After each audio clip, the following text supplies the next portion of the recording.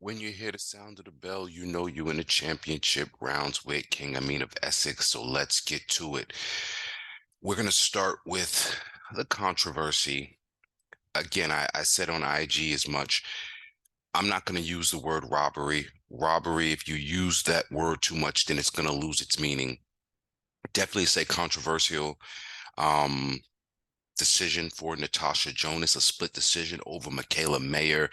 I just don't see how Mayer, when they talk about who landed the cleaner, more effective punches, I mean, Mayer had Jonas on some bobblehead business, pushing her back, rocking her back. Yes, Jonas was catching some very good counters, and those are the rounds that I gave her. But outside of that, um, but all credit to Mayer for taking this fight.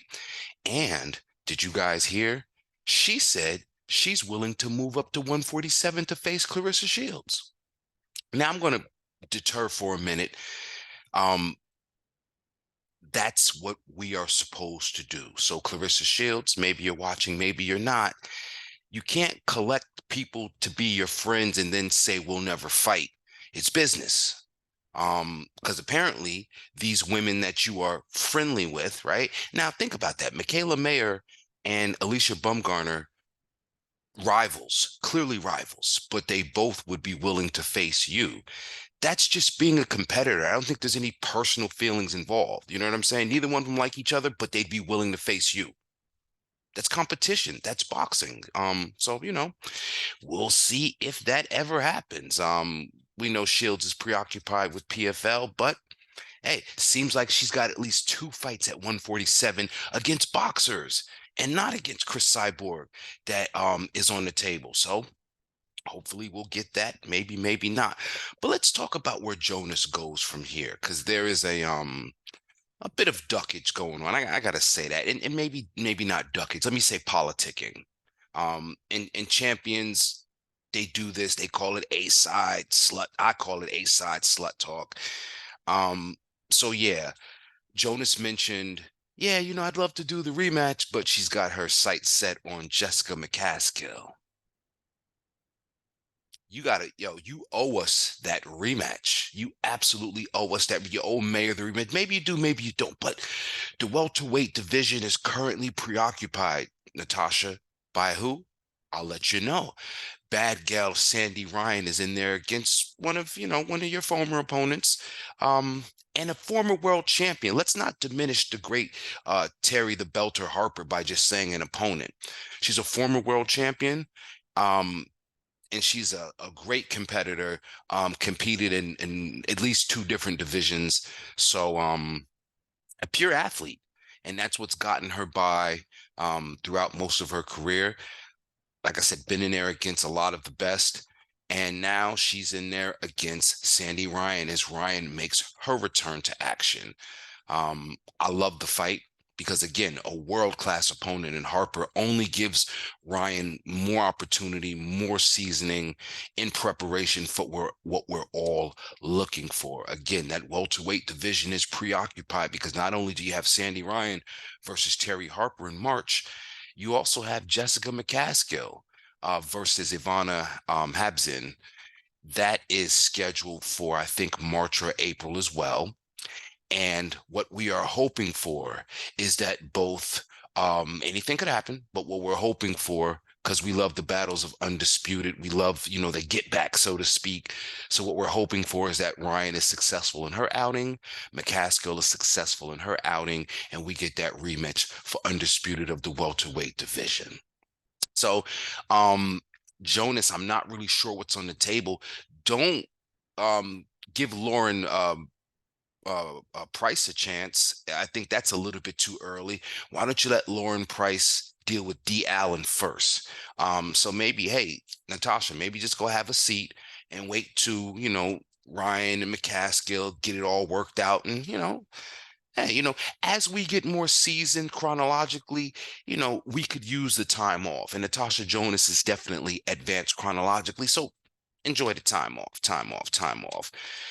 Speaking more of undisputed, this year in March, this is a bout that I've been calling for, featuring two of my favorite fighters. strawweight division, 105 pounds, none other than Seniesa, Superbad Estrada, East LA's own. Shout out to Joe Cool Estrada.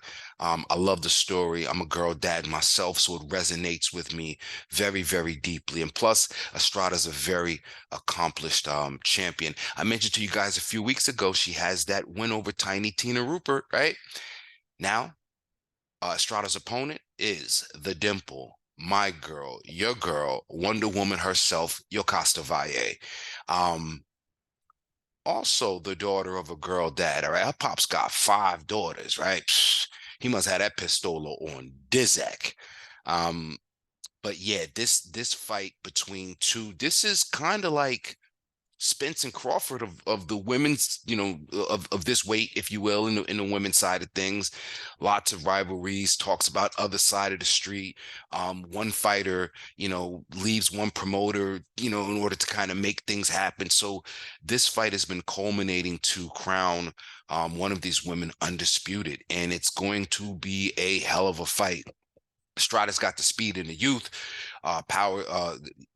Valle's got the power and something else that I can't quite put my finger on.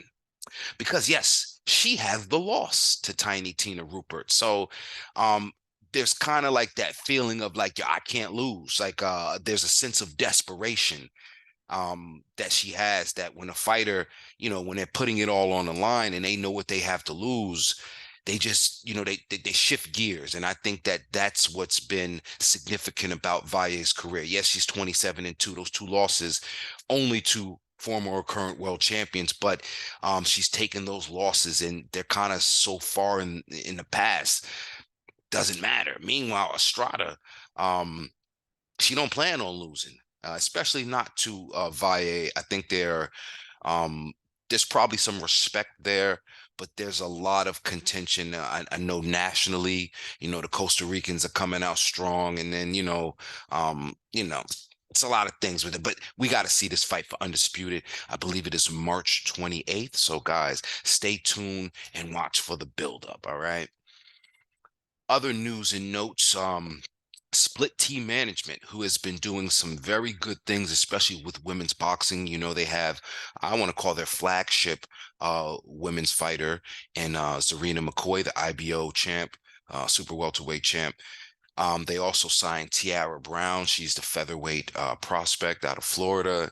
And now they signed a young lady out of England by way of France, Joanna Wanyu. Joanna Wander Wanyu. I believe she is also a featherweight prospect. What is she? Yeah. So no, she's a bantamweight prospect. Easy on the eyes, my friend. And hey, you have to acknowledge these things. I'm gonna go try to check out some footage, and I can't wait to see her. I think she's already 9-0. We got to see some footage. We got to see some footage. But we know GB Boxing does well by its women competitors. They have a lot of opportunity to hone their skills, whether it's in the neighborhood gyms and also with the Olympics. So salute to her. Salute to Split T. Racking them up. Also in a star sighting, of course, Alicia Bumgarner. It's almost like I can't do a show without mentioning her, but I got to. You want to know why? Turns out she showed up and was working out with Bomac. That is Brian McIntyre, world class, world renowned, and recently trainer of the year of 2023. Alicia Bumgarner was in camp with Bomac.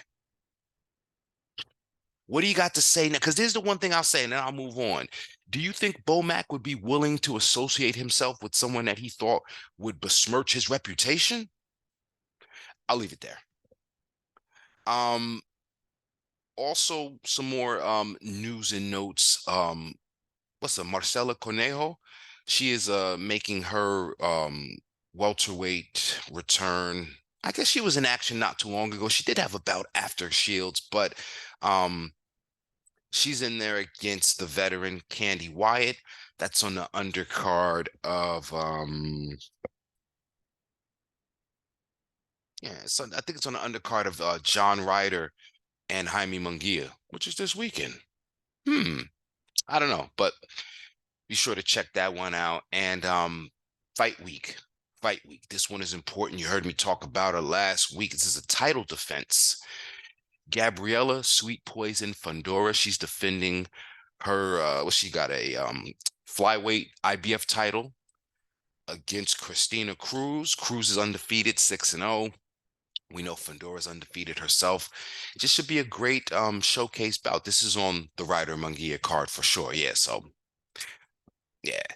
Got some other fighters on that card. I think a young lady by the name of Brooke Cibrian. She's 1-0. Guadalupe Medina.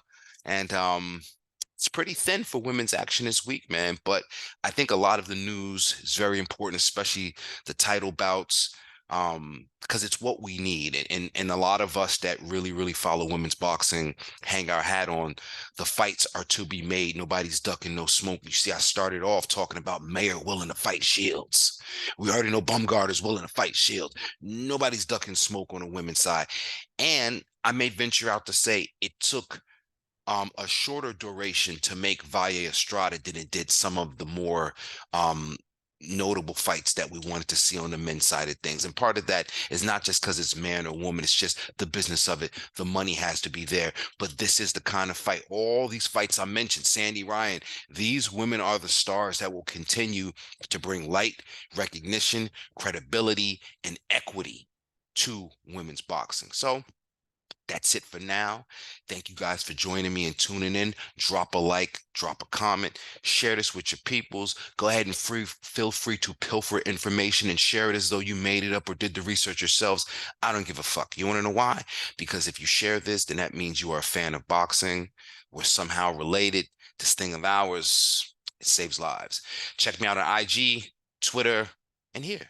All right? Peace.